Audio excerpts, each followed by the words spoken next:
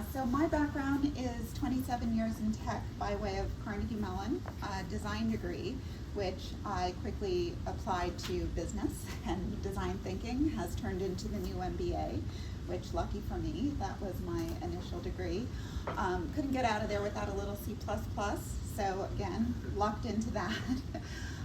My entire career has been focused on supply chain because I was fortunate enough to work out in Silicon Valley during the first dot-com boom for a Procter & Gamble company that was called Reflect.com. We were spun out of P&G to see if we could innovate and create the first ever mass customization, personalization, and on-demand one-of-one micro-manufacturing, all made in the USA, and we did.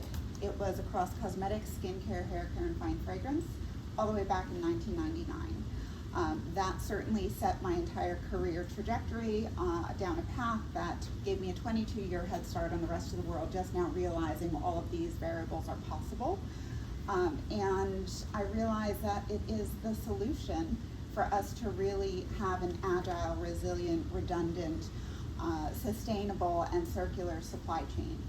I have been building this fund, REFASHIOND Ventures, with my partner and co-founder, Brian Longaway. He has almost 20 years in finance, so I'm the operator, he's the finance muscle. And we have done, through a rolling fund, a new AngelList vehicle. We launched our first fund last year, and in 1 year we've done 21 deals. We have massive... Congratulations. Thank you. For a first-time fund manager, it was really exciting for me personally because I'm also on a newly formed government-funded commission called the Brookings Commission that's addressing the 3% of capital that goes to people that look like me, brown people and women in the United States. We're working to help draft legislation to address this massive shortcoming in seeing the value of diversity beyond checkboxes.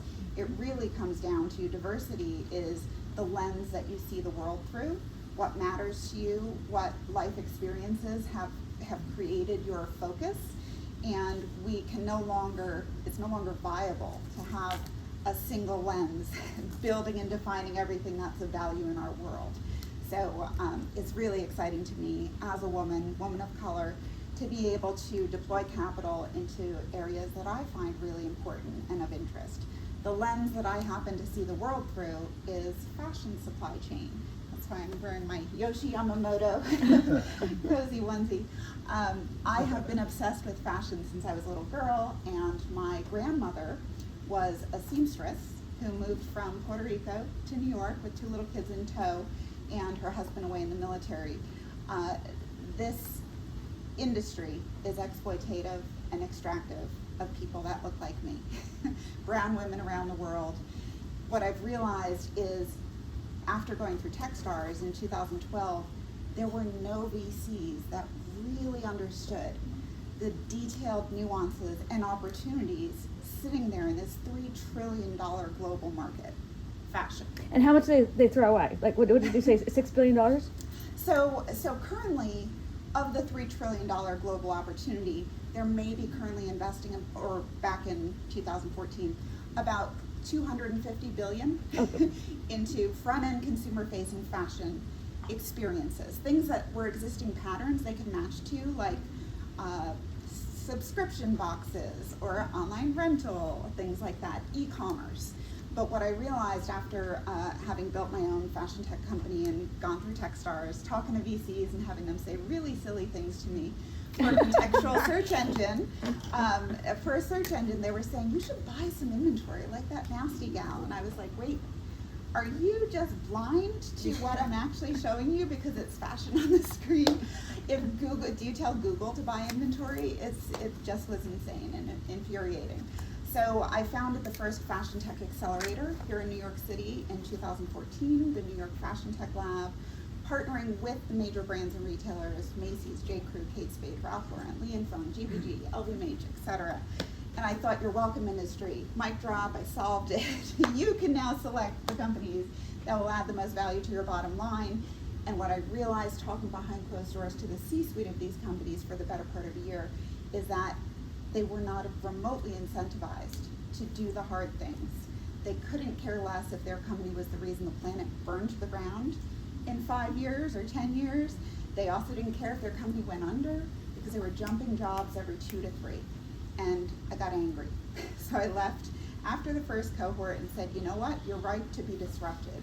Studied the apparel supply chain for a year, came up with my thesis for localization, and that is the lens that I'm looking at supply chain through, because supply chain and the climate crisis are opposite sides of the same coin. Can you explain the localization component? Yeah, sure. So localization is, in a nutshell, reshoring, but more specifically, having a localized infrastructure that is a demand chain, on-demand production, a distributed collaborative network of clone facilities with shared data for real-time throughput capacity load bearing, producing one-of-one products, much like I did in '99 with P&G.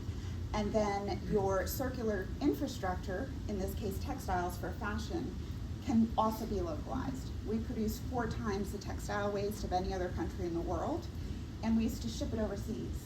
Countries are no longer taking it. So we have to think of something to do with our own textiles. On top of that, fashion is the reason that every single one of you is currently ingesting a credit card's worth of microplastics every week. And You mean ingesting? Those, it's in our food streams. Yep. It's in our, we're breathing it in every time we walk on poly carpets, every time you wear polyester, every time you wash it, it runs into our oceans, it rains down on everything.